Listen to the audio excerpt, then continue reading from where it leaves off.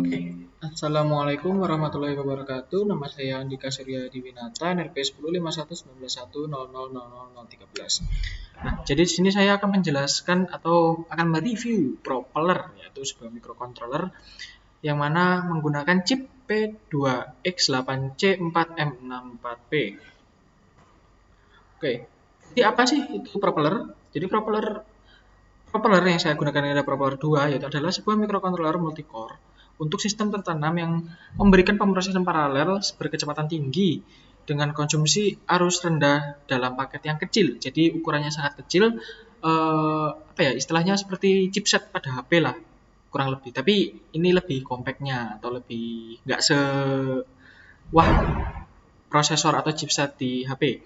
Nah, beberapa prosesor populer menikmati perintah penuh dari I/O pin, fleksibilitas untuk mengubah kecepatan clock, kekuatan untuk memulai dan berhenti sesuka hati, dan kemampuan untuk melakukan tugas simultan secara mandiri atau kooperatif. Nah, pada microcontroller populer 2 P2X 8C4M64P terdiri dari 8 prosesor identik 32 bit yang disebut rugada gigi, masing-masing dengan RAM mereka sendiri. Jadi dia punya RAM masing-masing, ya, punya RAM sendiri, yang mana terhubung ke hub yang umum, karena hub menyediakan 512 KB RAM yang sebagai pemecah matematika kordik dan fasilitas rumah tangga. Jadi arsitekturnya mendukung 64 I/O yang cerdas, di mana masing-masing mampu melakukan banyak pin otonom, fungsi analog dan digital. Bahasa rakitan propeller 2 atau PASM2 memiliki persyaratan per instruksi eksekusi mekanisme perulangan khusus dan melewatkan instruksi berbasis pola untuk mendorong kode yang cepat dan ringkas. Nah, untuk deskripsi pin pada propeller yang saya gunakan, di mana chipset P2X8C4M64P dari Parallax memiliki fitur daya dan pertimbangan thermal yang penting dalam pin out-nya. Nah, pada pad sisi bawah terbuka yang besar berfungsi sebagai referensi nge-grounding atau GND untuk inti, dan pin I/O juga sebagai heatsink untuk mendinginkan silikon. Jadi ada heatsinknya supaya tetap dingin. Beberapa pin daya atau VDD yang ditempatkan secara teratur di sekitar chip memungkinkan referensi daya inti yang bersih di seluruh chip. Jadi yang masuk VDD-nya nanti bersih, alias tidak nggak terganggu oleh daya yang lain.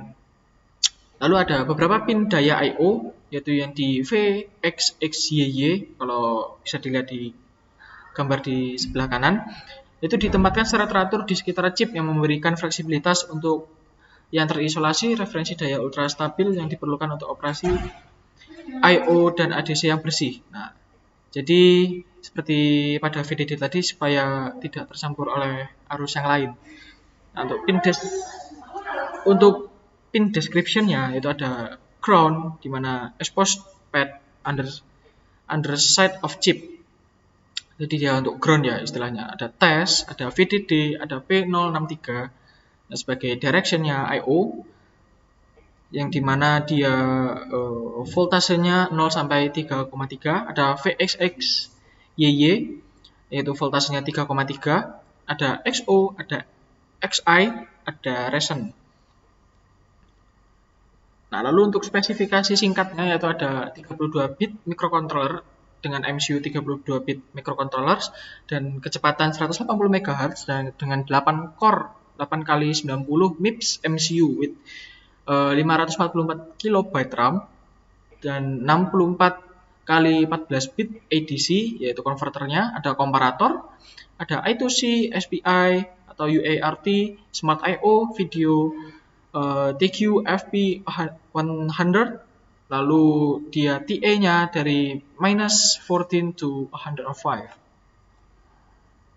Nah, lalu ada fitur-fitur utama nih yang ada pada propeller dari 8 core prosesor 32 bit yang kuat, yang mana masing-masing memiliki akses semua pin I/O, 512 KB RAM untuk kode variabel dan cepat, 512 KB RAM dengan pencarian streamer dan variabel, kemampuan mengeksekusi kode langsung dari register RAM, lookup RAM, dan hub RAM, lalu kurang lebih 350 instruksi unik untuk operasi matematika, logika, pengaturan waktu, dan kontrol, eksekusi 2 jam untuk semua instruksi matematika dan logika, termasuk perkalian 16 kali 6. Pelaksana bytecode, custom 6 jam untuk bahasa yang ditafsirkan.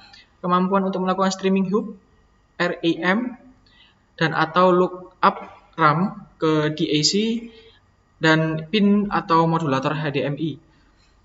Kemampuan untuk mengalirkan pin dan atau ADC ke RAM hub, konversi ruang warna langsung menggunakan matriks 3x3 dengan koefisien bertanda atau tidak bertanda sebesar 8 bit ya. Petunjuk pencampuran piksel untuk data yaitu 8:8:8:8. 16 pelacak acara unik yang dapat disurvei dan ditunggu. 3 interupsi yang diprioritaskan yang memicu peristiwa yang dapat dipilih. Sinyal bergantian cock to cock untuk koordinasi yang cepat, interupsi debug tersembunyi untuk single stepping, breakpoint, dan polling, tumpukan perangkat keras 8 tingkat untuk panggilan atau pengembalian, subrutin tercepat dan operasi push atau pop, bawah dan 0 bendera. Jadi itu yang bisa saya sampaikan pada review kali ini. Terima kasih telah menyaksikan. Wabillahi taufiq wal hidayah. Wassalamualaikum warahmatullahi wabarakatuh.